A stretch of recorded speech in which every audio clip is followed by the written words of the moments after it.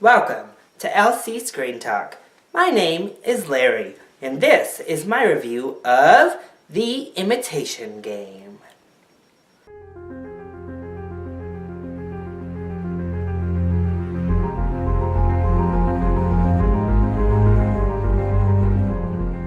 So, if you haven't heard of it, The Imitation Game stars Benedict Cumberbatch and follows the story of Turing, who helped break the Enigma code in World War II and helped lead to discovering, the computer that we know today. And I thought this was a really, really strong movie. So let's go ahead and just jump right in to what the film gets right. Well, I mentioned him in that little opening segment, but I think Benedict Cumberbatch is really, really strong here. I think he sells the coldness, he sells that underlying hurt, and then when he's asked to really bring out that hurt to the forefront, he does fantastic with that as well.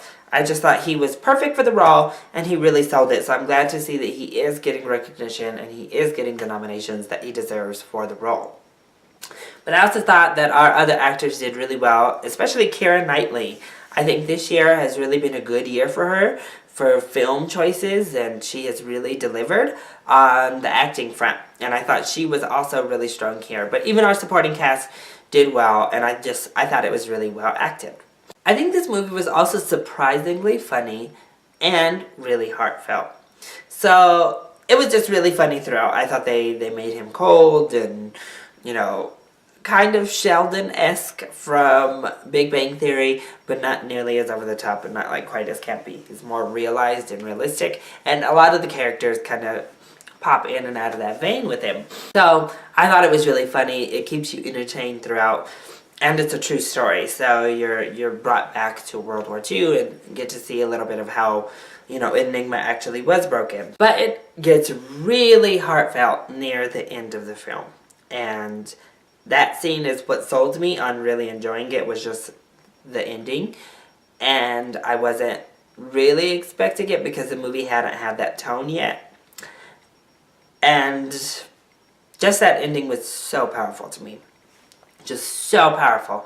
And it really hit home right at the end. And I think that's what made me like the movie as much as I did. Is that, if it had just gone along how it had been going along, I would have been, yeah, it was good.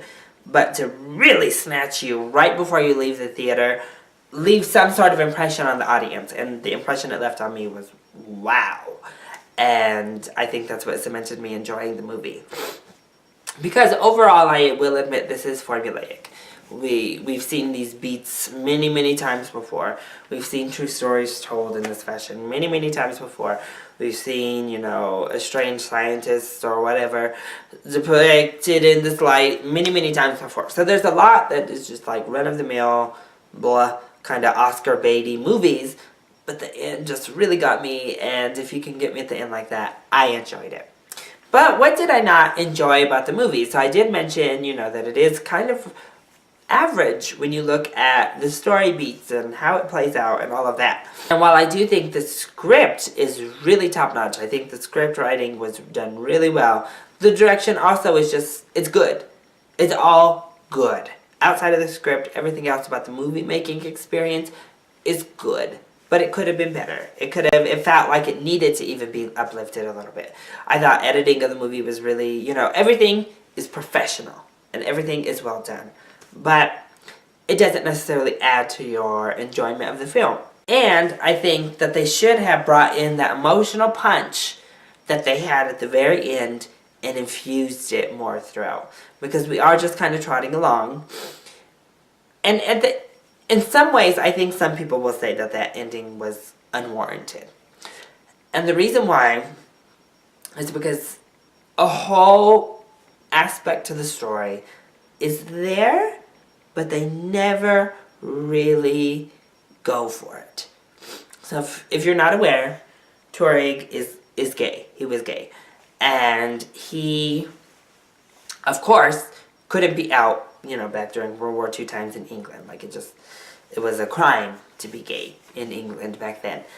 And I wish they had gone into some sort of inner struggle, because he does. He tells people, and he does struggle with it in the movie a little bit, but it's really brushed under the rug through so much of the movie, and I feel like that was a cop-out because this story lent itself to delving into his psyche, to really delving into that problem, showing what it was like, and that's how you could have made the movie emotional throughout, not just in the last, 10 minutes. And that was a big problem I had with the movie, is I felt it copped out of that entire storyline, and it really should have hit it head on. But I think the ending made up for it enough for me, because a lot of it is revealed through that ending in my eyes. It just would have been nice to see it throughout. But overall, I enjoyed The Imitation Game. If you're not aware, it is required viewing for this award season. So if you're keeping up on your Oscar ballots, this is definitely one you need to check out.